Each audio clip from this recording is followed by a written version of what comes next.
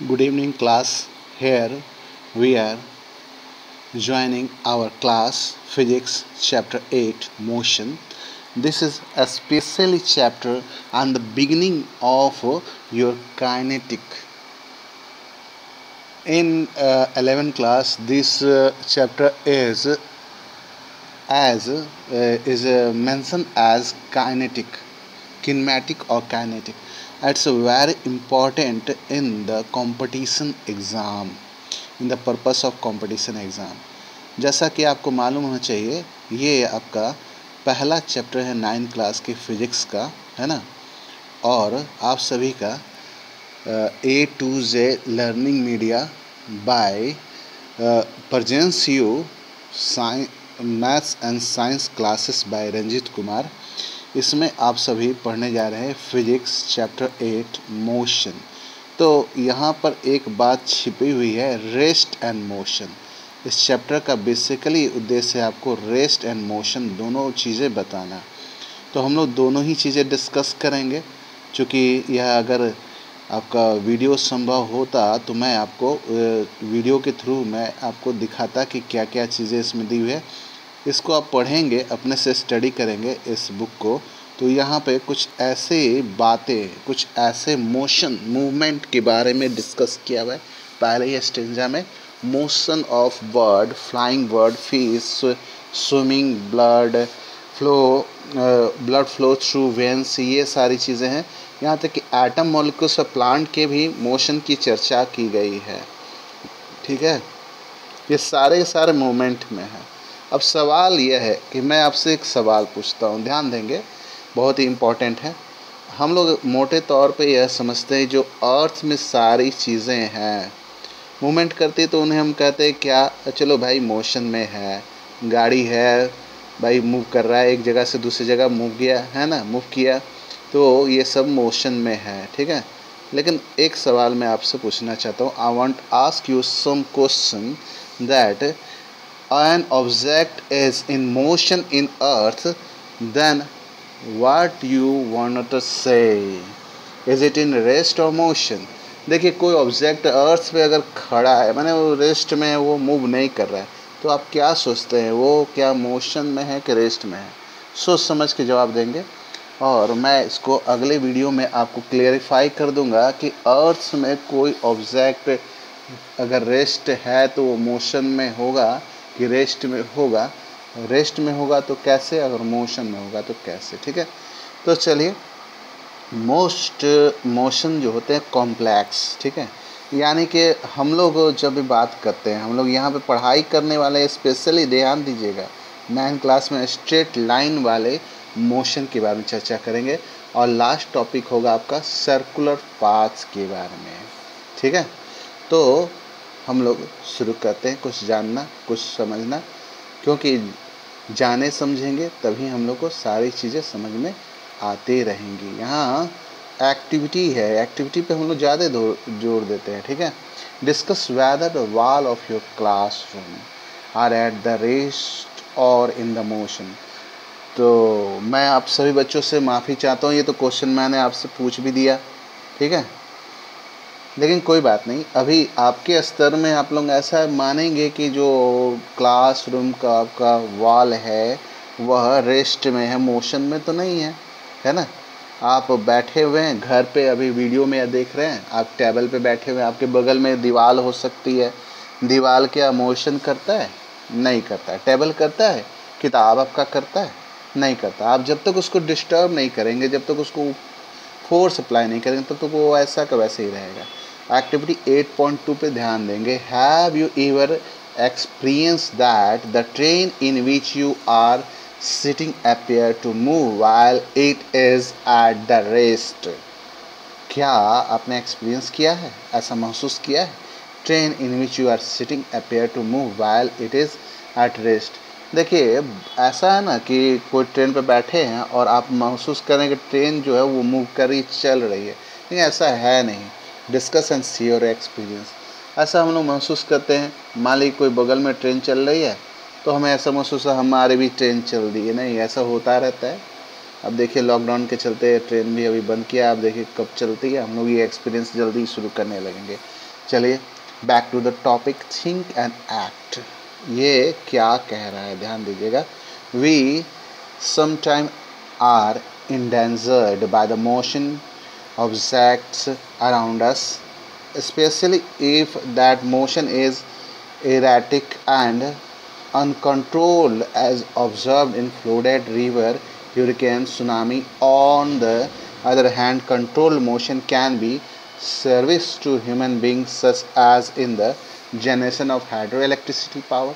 Do you feel the necessity to study the erratic motion of some objects and learn to control them? तो बहुत बड़ा भाषण हो गया, भाषण हुआ लेकिन राशन नहीं मिला। चलिए आपको राशन भी मैं दिला देता हूँ और आपको समझा देता हूँ। कभी कभी ऐसा होता है, मोशन जो हमारे चारों तरफ है यह इरेटिक और अनकंट्रोल्ड होता है। ये बाढ़ आ जाता है ना, कितना तबाही करता है वो। सुनामी, हुरिकेन, बहुत तेज़ तूफान बहता है और तबाही मचा देता है। ये आपके अनकंट्रोल्ड है, लेकिन कोई इसमें ऐसा भी जो ह्यूमन एफर्ट द्वारा इसको कंट्रोल किया जाता है। जैसे हाइड्रो इलेक्ट्रिक पावर के बारे में आप पढ़ेंगे, है ना, इस क्लास में या फिर अगले क्लास में आप पढ़ेंगे कि हाइड्रो इलेक्ट्रिसिटी जो पावर जो प्लांट है वहाँ पे जो बांध बनाए जाते हैं, डैम्स जो बनाए जाते हैं, उसमें आपके पोटेंशियल एनर्जी जो होता है, पानी की जो स्थिर ऊर्जा होती है, उससे बहुत तेज़ी से जो उसके फाटक बने होते हैं, जो कैनल्स बने होते हैं, उन सबको ऑन जैसे खोला जाता है, ओपन किया जाता है, बहुत तेज़ी से प्रेशर से आपके जो है ब्लेड को रोटेट करता है, डायनोमो के हाइड्रो इलेक्ट्रिक पावर के डायनोमो को, और उससे बिजली पैदा होती है। उसको कंट्रोल हम लोग कर लेते हैं, कहने का तात्पर्य है। डिस्क्राइबिंग मोशन, बहुत ही छोटा सा इसका हम लोग एग्जाम्पल देखने वाले हैं। मोशन की परिभाषा क्या होती है, मोशन, है ना। देखिए इसको आप मेंशन भी कर सकते हैं, बहुत छोटी मैं परिभाषा लिखाता हूँ ताकि आप आराम से इसको याद रखें। देखिए रटना नहीं है, इस वीडियो को बार बार सुनेंगे, पॉज करके सुनेंगे, है ना, सॉरी पॉज करके मैंने गलत कह दिया, इसको रिपीट कर करके सुनेंगे तो आपको हमेशा याद हो जाएगी। ध्यान देंगे हिंदी वाले बच्चे और इंग्लिश वाले बच्चे, एक बात और ध्यान देंगे, मेरी कोशिश है कि मैं हिंदी में भी वीडियो आपका तैयार करूं। आज पॉसिबल, आज का जो वीडियो है आपको कल प्राप्त होगा, उसको हिंदी में भी मैं बताऊंगा और इंग्लिश वाले का अपडेटिंग चलता रहेगा। ऐसी कुछ टेक्निकल खामियां हैं, है ना, जिसको जल्दी ही सॉर्ट कर दिए जाएंगे, ठीक है। लेकिन फ़िलहाल तो अभी कोई दिक्कत है तो हिंदी वाले को थोड़ा वेट करना पड़ेगा, है ना। चलिए तो हम लोग डिस्क्राइब करते हैं मोशन को। हाउ कैन डिस्क्राइब, सपोज कीजिए कोई ऑब्जेक्ट है, आप हैं, हम हैं, है ना, या स्कूल की तरफ, ऐसा मानिए कि 2 किलोमीटर दूर आपका स्कूल है, नॉर्थ की तरफ, रेलवे स्टेशन का आपने चल दिया, मूव किया, है ना। इन दिस एग्जाम्पल आपने क्या किया, रेलवे स्टेशन, है ना, देखिए 2 किलोमीटर है रेलवे स्टेशन आपके गांव से, है ना, और आप we have specify the position of the school with the respect of the railway station. This example railway station reference point था जहाँ से आपका कन्वर्सेशन शुरू किया हम लोगों ने। There to describe the position of an exact object we need to specify reference point called origin. यहाँ पे देखिए हम लोगों ने पढ़ा कुछ और, परिभाषा किसी और की मिल गई, जा जा जा, गड़बड़ हो गया। नहीं, गड़बड़ नहीं हुआ। जब भी कोई एक्सपेरिमेंट करते हैं तो हम लोग एक रेफरेंस पॉइंट लेते हैं कि इसी से हम लोग नापते हैं, बिना इसके तो कोई परिभाषा ही नहीं आ सकता, कोई डिफिनेशन ही नहीं आ सकता। तो एक रेफरेंस पॉइंट लेते हैं जिसको हम लोग ऑरिजिन कहते हैं, ठीक है। चूँकि हम लोग स्ट्रेट लाइन मोशन अभी पढ़ रहे हैं तो रेफरेंस पॉइंट की चर्चा होती ही रहेगी। तो अब ये बात है, जा हम लोगों ने मोशन की परिभाषा तो सुनी ही नहीं, सर ने बताया ही नहीं, तो सुनिए। When an object change it's motion after certain time interval, motion को हटा दें, मोशन की परिभाषा मोशन बताएंगे तो लोशन लग जाएगा। ध्यान दीजिएगा, when a body change its position after certain time interval is called motion. इसको मैं और धीरे धीरे कर देता हूँ ताकि लिख सकें आप। When a body change its position after certain time interval is called in motion. इसी का उल्टा, when an object cannot change in their position after certain time interval is in rest. तो ये आपके मोशन और रेस्ट की परिभाषा हो गई। चलिए फटाफट उतार लीजिए फेयर में एज पॉसिबल, इसको याद कर लें, रटना नहीं है, समझना है, दिमाग में हटा लेना है। चलिए, motion along a straight line, तो थोड़ा थोड़ा गाना तरफ से भी आपको मिलता रहेगा ताकि आपकी पढ़ाई जो है, वीडियो जो है बोरिंग ना हो। मोशन अलोंग स्ट्रेट लाइन, या स्ट्रेट लाइन के अलोंग मोशन, ठीक है। ऐसा समझिए कि एक स्ट्रेट लाइन में आप मूव कर रहे हैं, तेज़ी से मूव करते जा रहे हैं, करते जा रहे हैं, है ना। ऐसा कोई मोशन हो जिसमें हम स्ट्रेट पाथ को फॉलो करते हैं, उसको बोलते हैं मोशन अलोंग स्ट्रेट लाइन। और आपके इस क्लास में स्पेशली आपको स्ट्रेट लाइन मोशन के बारे में बात करना। चलिए, तो स्ट्रेट लाइन मोशन की बात हो रही है, यहाँ जो फिगर है उसको क्यों ना देख लिया जाए, कोई इसमें गलती नहीं होगी अगर फिगर हम लोग देख लें। ये देखिए ओ ओ ओ, कहीं ओ लिखा है? हाँ देखिए ये ओ है, ये ओरिजिन है। ओरिजिन से 25 क्या कुछ दिया नहीं, 25 मीटर किलोमीटर, चलिए किलोमीटर दिया है। 25 किलोमीटर की दूरी पे आपका सी पॉइंट है। ओरिजिन से 35 किलोमीटर, देखिए मैं ओरिजिन कह रहा हूँ, ठीक है। ओरिजिन से 35 किलोमीटर पे आपका बी है। और ओरिजिन के सबसे लास्ट, यानी सबसे लास्ट पॉइंट पे ए मेंशन है जो 60 किलोमीटर पे है। चलिए कुछ काम करें हम लोग, है ना। कुछ काम करो भाई, काम करो, जग में रह के नाम करो। तो हम लोग डिस्प्लेसमेंट और डिस्टेंस की चर्चा करने जा रहे हैं, ठीक है। वो किताब में जो दिया है उसके अलावा भी हम लोग कुछ चर्चा कर लें। तो हम लोग इसको देख करके चर्चा करेंगे। आपको राइट में कोई दिक्कत तो नहीं, मैं फिर से आपको बता दे रहा हूँ। इधर बढ़ते हैं, इसको बोलते हैं हम लोग क्या, राइट, है ना। राइट में बढ़ रहे हैं और इधर घट रहे हैं तो क्या कहलाएगा, लेफ्ट कहलाएगा, ठीक है। याद रहेगा, ये हो गया राइट, आर राइट, है ना। क्या करे, ये मेरा उस पर उगता नहीं है, दिखता नहीं है, आर दिखा नहीं है आपको, या एल तो दिखाई दिया, एल फॉर लेफ्ट, ठीक है। चलिए, तो लेफ़्ट राइट का आपको कॉम्बिनेशन समझ में आ गया। तो किताब की भाषा भी देखेंगे और अपनी भाषा में भी भाषण देंगे। A B and C represent on the position of object at a different instant, जैसा कि अभी मैंने चर्चा किया। Then its move along with the same path C and through B, ठीक है। while the magnitude of displacement 35 kilometre, जैसे अब देखिए जब सीधा चलेगा कहीं रुकेगा नहीं, सीधा चला जा रहा, जीरो से चला और 35 यहाँ पे आके रुक गया, यहाँ से चला, है ना, यहाँ से मूव किया और आपका सी पे आके रुक गया। तो ऐसे में क्या है कि इसने कितनी दूरी तय की होगी, अभी तो सी पे नहीं आया है, ये तो बी पे गया है, बी पे गया है, ठीक है, बी पे गया है, बी पे पहुंचा है, ठीक है। तो 35 किलोमीटर इसने चल दिया, डिस्प्लेसमेंट आपका 35 हुआ। Thus the magnitude of displacement at the point तो दिया ही नहीं है। 35 kilometre is not equal to the path of the land 85 kilometre. Further we will now notice that the magnitude of displacement for a course of motion may be 0, but corresponding distance covered is not 0.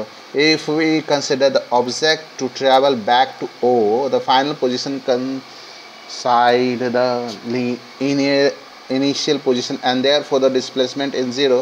However, the distance covered in the journey OA आपके 60 + 60 हो गया 120, the two different physical quantity, the distance and the अरे बाप रे, the total length covered by the object is OA plus OC, 60 plus 35 95, this is the distance covered by the object। ये तो भाषण दिया, मैं आप लोगों को राशन देता हूँ। चलिए देखिए, सपोज कीजिए आप एक सीधे बच्चे हो, है ना, आपने सीधा चल के आप सी पे पहुंच गए और बोले कि सर मैं सी पे पहुंच गया हूं। ऐसे में आपका डिस्टेंस क्या होगा, सिंपल 25, और डिस्प्लेसमेंट भी 25 होगा। आप जीरो से सी पे आए, लेकिन अब आप क्या कर रहे हैं, आप आगे बढ़ते जा रहे हैं। आप अब आ गए बी पे आ गए, तो बी पे आए और ओ से आप चलना शुरू किए थे, इसीलिए आपका डिस्प्लेसमेंट वो भी 35 हुआ। अब आप क्या किया, आपने ओ से चलना शुरू किया और चलते चलते आप ए तक पहुंच गए। ऐसे में आपका डिस्टेंस डिस्प्लेसमेंट दोनों के दोनों 60 हो गया। अब चक्कर पड़ गया भाई, अब वापस आ रहे हैं, वापस अब हम लोग क्या कर रहे हैं, वापस आ रहे हैं भाई। काम हो गया, 60 किलोमीटर था, अब हम लोग वापस आ रहे हैं। वापस आने के क्रम में ये देखिए आगे हम लोग बी पे आए, बी पे पहुँचे, बी पे हम लोग ने पहुँच लिया। बी पे पहुँच रहे हैं और बोले डिस्टेंस क्या होगा, तो डिस्टेंस होगा 60 + 35। ध्यान दीजिएगा 60 + 35 95 हो गया। लेकिन अब डिस्प्लेसमेंट क्या होगा, बड़ा चक्कर हो गया, माथा दर्द करा, आहा माथा फट जाएगा। नहीं नहीं, इतना नहीं करना। देखिए शॉर्टेस्ट डिस्टेंस डिस्प्लेसमेंट होता है, ठीक है, यानी कि आपके ओरिजिन से इसकी दूरी 35 है, डिस्प्लेसमेंट भी 35।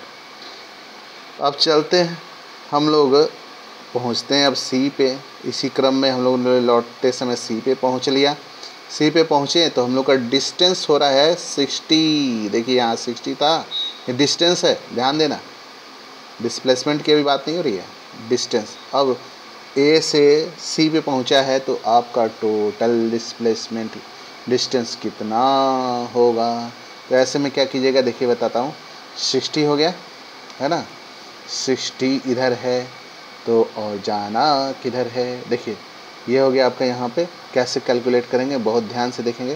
5 5 5 5 5 5 5 कितने हुए, 5 10 15 20 25 30 35। ओ गड़बड़ा गए, गलत हो गया।